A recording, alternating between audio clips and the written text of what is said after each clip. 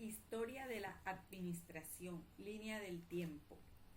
Antes de 1820, pocas empresas tenían una estructura administrativa que requiriera los servicios de un administrador de tiempo completo.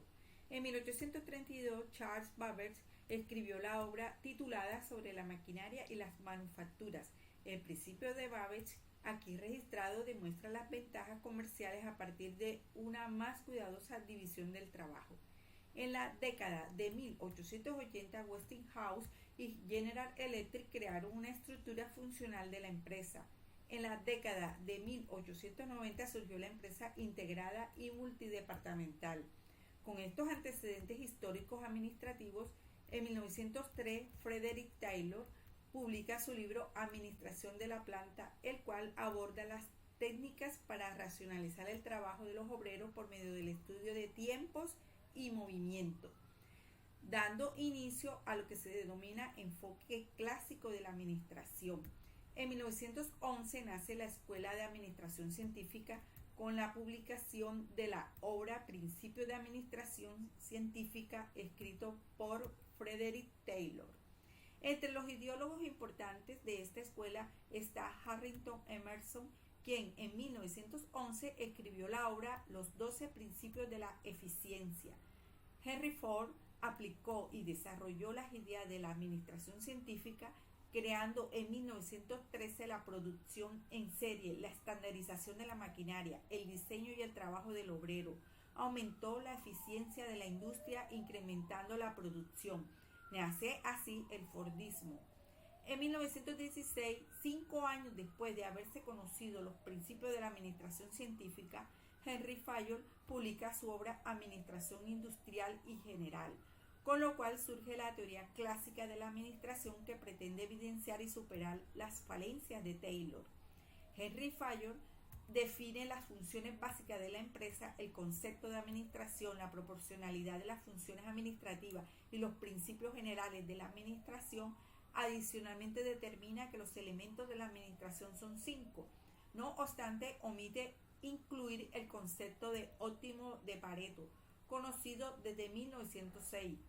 Otros que enriquecieron la teoría clásica de la administración fueron James Money, Lyndall Orwell y Russell Goulet, quien en 1937 con Lyndall Orwell escribió la obra Trabajo sobre la ciencia de la administración. Allí consignaron el principio de la homogeneidad. Russell Goulet registró en esa obra 7 elementos de la administración en contraposición con los 5 elementos de la administración de Henry Fayol, hecho con el cual Lyndall Orwell no estuvo de acuerdo, por lo que decide escribir su propio libro. En la obra mencionada no solo olvidaron conceptos de óptimo de Pareto, sino que adicionalmente dejaron a un lado el concepto pragmático de satisfacción de necesidades conocido desde 1920. El libro prometido por Lyndall Orwell se publicó en 1943 con el título Los elementos de la administración. Allí determinó que los elementos de la administración no son 5 como lo afirma Henry Fayol, ni tampoco son los 7 que afirma Goulet, sino que son 7 pero diferentes, ya que desarrolla el elemento de previsión de Fayol en 3, que son investigación, previsión y planeación. Adicionalmente estableció que la organización militar es el modelo del comportamiento de la administración. Pero James Money opinó que ese concepto debería explicarse con detenimiento. Lyndall Orwell omitió los 3 conceptos que había omitido Goulet, y además de la teoría dinámica de la personalidad, la publicación de los primeros hallazgos de los experimentos de Hathor y los conceptos fundamentales de las teorías de las relaciones humanas conocidos desde 1939. La obra de James Money se publicó en 1947 con el título Los principios de la organización. En ella determina que la organización es la forma de toda asociación humana para alcanzar un fin. Reafirma el enfoque de sistema cerrado de la teoría clásica de la administración, dejando de lado los conceptos y teorías que desde 1906 a 1939 expresan un enfoque diferente, soportando el surgimiento de la teoría de las relaciones humanas y su posterior desarrollo. La teoría de las relaciones humanas concede importancia a las personas, a los grupos y a la organización informal.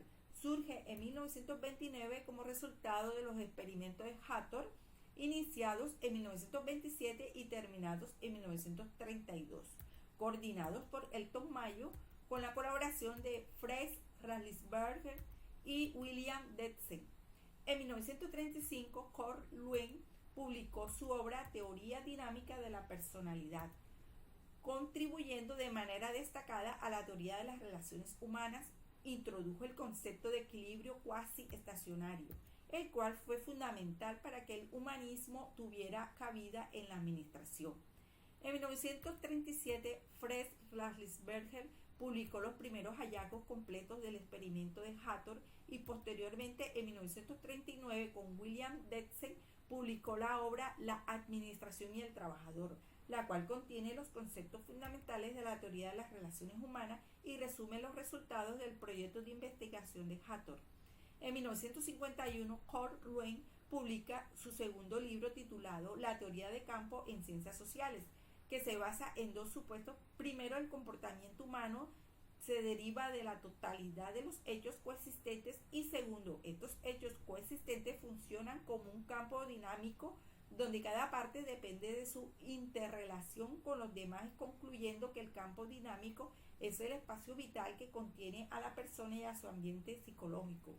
La teoría de las relaciones humanas comenzó a decaer al finalizar la década de 1950 por su romanticismo y por no considerar los conceptos estructuralistas de la sociología de la burocracia conocidos desde 1922.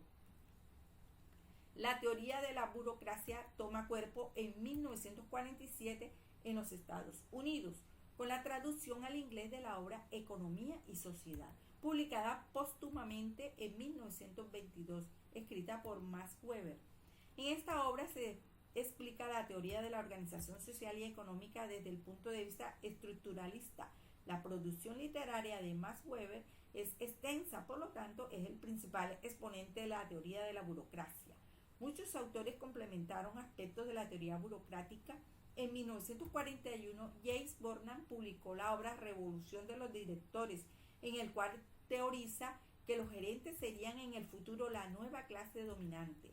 Alvin Gottner, en 1964, en su obra Patrones de la burocracia industrial, expresa que no hay un único modelo de burocracia, sino una variedad de grados de burocracia, concepto que da origen a las dimensiones de la burocracia.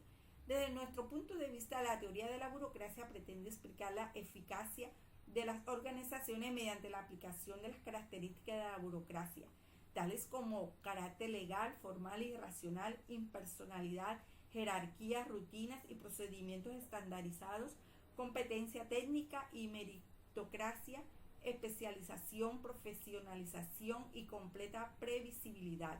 Su eclecticismo abrió la puerta a la denominada teoría conductual que veremos más adelante. Muchas gracias.